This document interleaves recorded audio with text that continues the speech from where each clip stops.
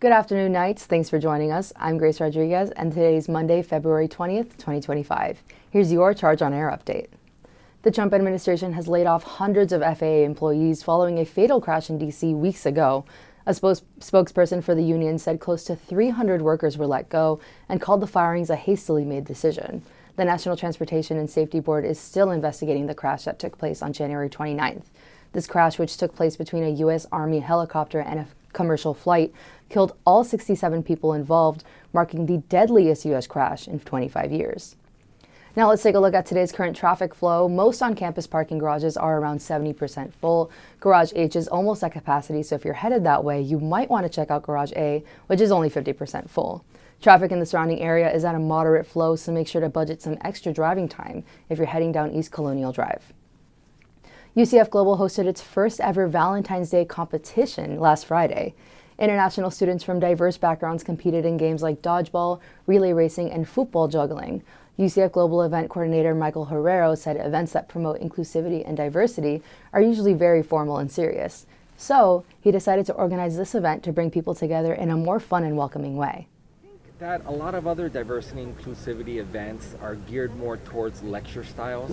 You know, we go and we sit and we listen to people talk about the importance of diversity and inclusivity, but I think we forget that sometimes just doing things and having fun is just as important. Students who participated said that they had a blast and hope to see more events like this in the future. UCF is making history by receiving a $300,000 grant from the Strata Education Foundation for the first time. The Charge on Air reporter Alana Green will tell us more about it.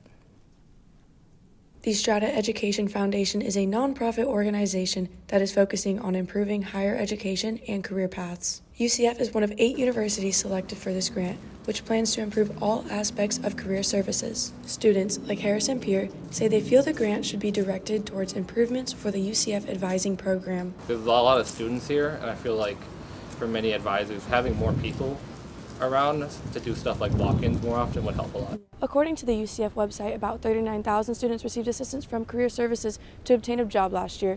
This is about half of the total student enrollment here at UCF, while the Strata Education Grant aims to improve these numbers within the next 3 years.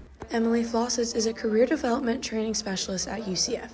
She says the grant will focus on technology, coaching for advisors, and courses designated to career readiness. I sat down with her to get more details on how exactly this will benefit students. We want students to know they can visit the Kenneth G. Dixon Career Development Center, this new building, this new resource that houses in this building career services, experiential learning, undergraduate research, graduate school preparation, and advising, so that they can take action on their career planning early and get connected to opportunities to help increase their outcomes once they get their degree. Students can take advantage of these resources by using UCF tools like Handshake, Focus to Careers, and VMOG. In Orlando, Alana Green, The Charge on Air.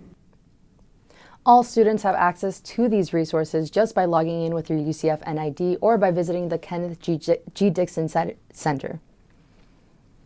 UCF Campus Activities Board and UCF LGBTQ+ Services brought a drag brunch event to campus last week. The brunch may have only lasted so long, but once the divas arrived, more students filled the Key West ballroom of the Student Union. The 2-hour event was jam-packed with local drag performers and burlesque dancers. Among the performers who came out was Ivy LeVixen, the founder of the all-queer women's burlesque troupe based in Orlando. Students were taking videos and pictures of their favorite entertainment pieces, and when wrapping up the event, the performers thanked UCF for hosting events that celebrate the queer community. UCF student government is celebrating the Taste of Black History Month with Food Truck Fridays. A new Black-owned food truck will roll into Memory Mall every Friday from 11 a.m. to 3 p.m.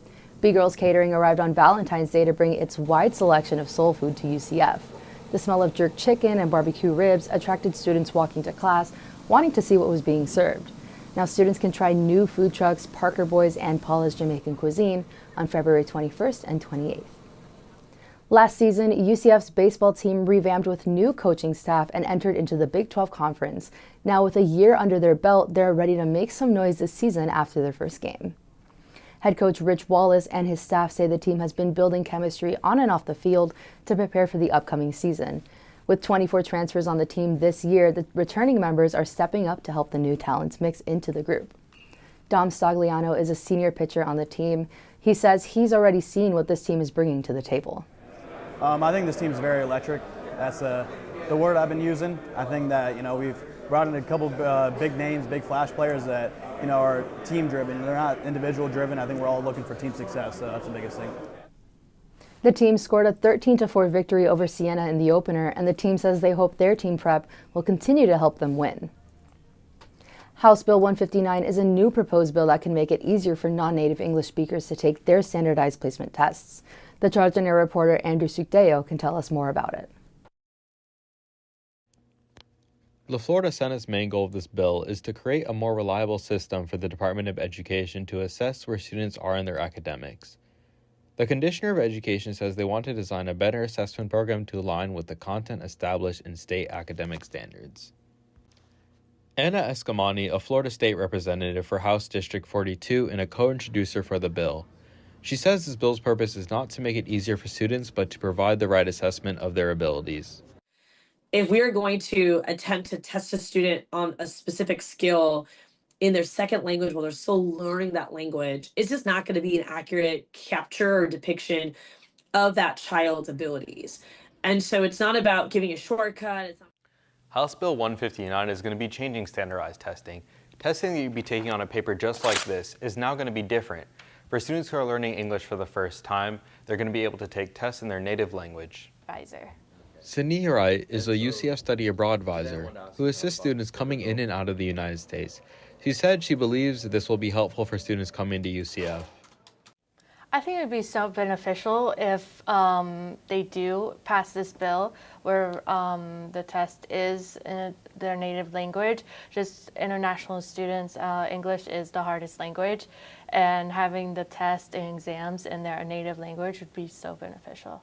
By the 2027 and 2028 school year, the three most common languages for English learners in Florida, which is Spanish, Portuguese, Haitian, will have standardized tests available in those languages. In Orlando, the Charge on Air, Andrew Sukdeo. This bill, now in the Education Administration Subcommittee, will be considered in the next Florida legislative session coming in March. Now let's take a look at today's weather forecast. Today's high is 67 degrees with mostly cloudy skies and a 1% chance of rain. Tonight, the low is a chilly 54 degrees with a 5% chance of rain, so no need for the umbrella today. Now, tomorrow's high is 74 degrees with partly sunny skies and a 10% chance of rain. And as the week continues, we'll see temperatures drop into the low 40s, so keep those jackets ready. That's all the time we have for now. Make sure to keep up with all that's happening on campus throughout the week by following us on Instagram at The Charge News. And check back here tomorrow for another news update. I'm Grace Rodriguez. Thanks for watching and have a great day.